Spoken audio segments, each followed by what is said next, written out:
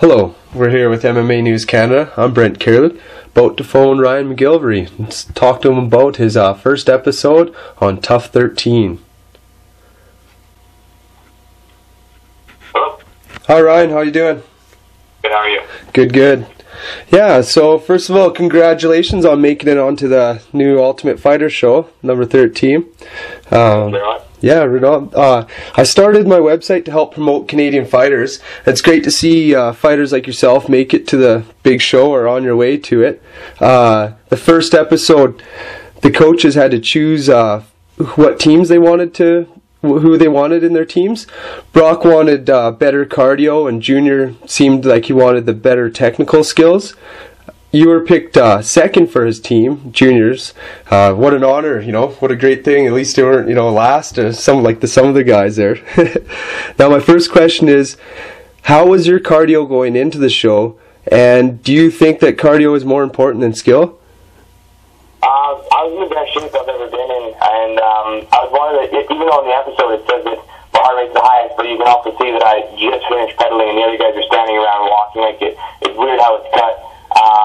Brock's coach said that I had the best cardio of everyone there so far, just based on that test, not on everything in general, but just based on that test. So I was in really good shape to the show, and I felt good going forward. But in this kind of a competition, it's a bit of both. If you can take as little damage as possible, so that's going to come down to if you're skilled in the show, and cardio is going to play a factor too, because it's a bit of a marathon, the whole thing. When you got to look at trying to fight 3 times in 6 weeks, making weight takes a lot of cardio, training day in and day out. I think they're both equally important. Was your weight at a decent level during the show, or was it hard to manage at weight cut? I was one of the heavier guys, just because I'm just a bigger guy, and I killed myself to get down to where I was. I don't know how it's going to play out in the show. I know a couple guys thought I was overanalyzing it too much, but that's just my personality of being OCD. But I wasn't too worried about it. I was just trying to stay on top of it the best I could. But it didn't end up being an issue for me. But I was one of the heavier guys in the house. Okay. Now, Brock had the first choice to pick the team member first or a fight first. He picked team member. Do you think this was the right strategy? I think it's a bit of a gamble. If you can get the control back early enough in the competition, and you pick your fighters correctly, you're going to end up with a better team and hopefully be able to kind of get that control back and keep it. Whereas if you get the first pick and you pick the first matches all the time, even if you don't have the number 1, number 2 pick every time, you can run the competition without giving the pick up. But I think it's a bit of a gamble. For me, I would probably pick the first fighter as well.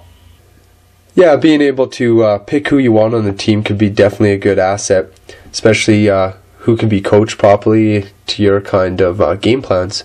Good point. Now being that Shamar was the number 1 pick and you were the second pick, was it a battle at all for who was the dominant member of the team, or did you get along from the start? Shamar, I actually had met throughout the trial period, and we had kind of clicked from the beginning. We were both kind of down-to-earth people that aren't all into partying, and we had a lot of similarities, so I got along with him pretty well from day one. So there was no animosity, and we're on the same team, so our whole team tried to keep it in mind that, until the day we have to fight each other, we got to work together. So there was nothing like that at all during the show that I found. Well, that's good to hear that your team kind of seemed to stick together that way. Did Junior have anything to do with that, or did you guys just kind of decide that on your own? No, kind of from day one, Junior tried to set it up where we weren't a team. We were more like a family. We were there to help each other out. A couple of the guys on the team, we had kids, and, every day in and day out, some days you have a tough time missing your kids at home and stuff. So, a few of us that do have kids, we kind of try to talk to each other or make sure that one guy was feeling bad, we were there for each other, and he tried to make it more like a family. So that definitely helps, the head games going into the house. Well, that's good to hear that Junior had a team act like a family. Huge part of MMA is the mental game, and having a strong support base can always help you achieve your goals in the fight game. After watching the first fight, Junior wanted Shamar to get the takedown and control the match. Now, this isn't the most exciting way to fight, but it's an excellent game plan with the minimum damage damage and the best chance to win. Not sure what Brock told Nordine after the first round, but like throwing leg kicks if you don't want to be taken down, not always a good idea. Unfortunately, Nordine fell, and it worked perfectly into Shamar's game plan. But what I'm trying to say is Junior a great strategist and possibly outsmarting Brock? I think there's a bit of guessing game with the format of the show, because you don't always know everything about the guys in the show, because we're all from around the world, and you try to make the best of it. But that was definitely a game plan with Shamar, and I know he got a little bit of heat for it being kind of a boring fight. You know, Dana makes his comments after, and even friends and family made the comment too.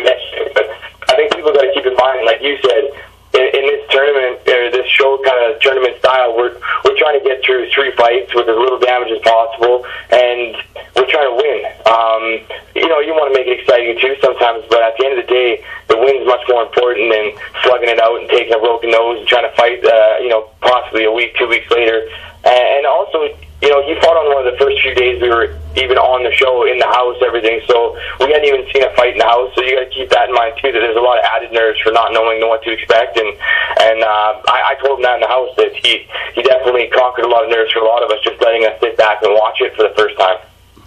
Very true, very true. Yeah, and you know, it isn't the same as having a regular fight for the UFC where you have to, you know, you're able to recover after that fight. This is totally different than it is, right? And you have to fight again right away. So if anything happens wrong, then you're potentially even off the show. So that can be very devastating.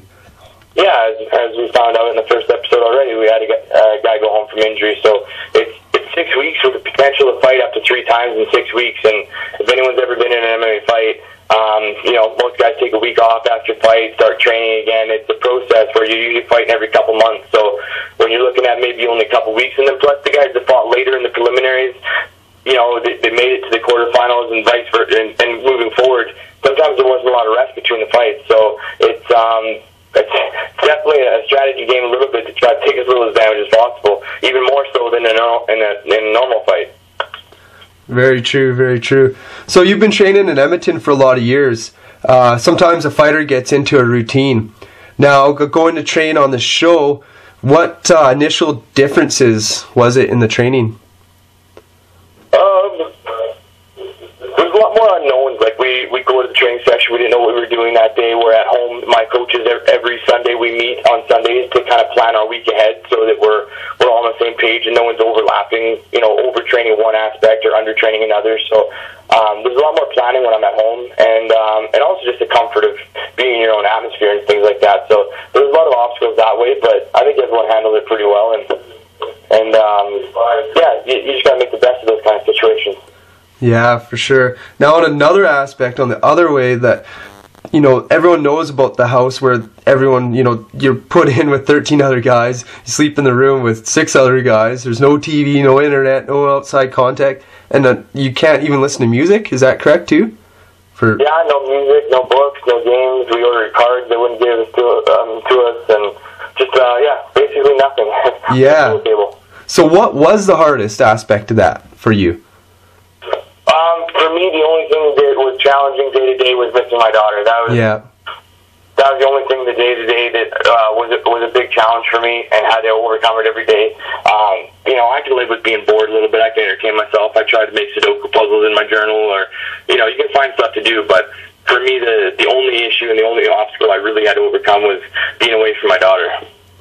Yeah, no kidding. So how long was that from when you seen her last to when you seen her again?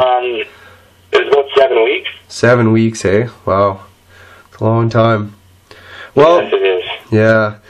Well, Ryan, thanks so much for doing a post-interview after each episode, and I'm really proud to have you on the show. And I have a feeling that you'll go far with it, but I respect that you can't say anything, and hopefully we'll get to see you fight soon on the show.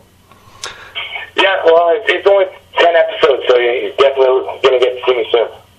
Right on. Sounds good. Thanks, Ryan, and I'll talk to you soon here. Thank you. Take care. Okay, you bet. Bye.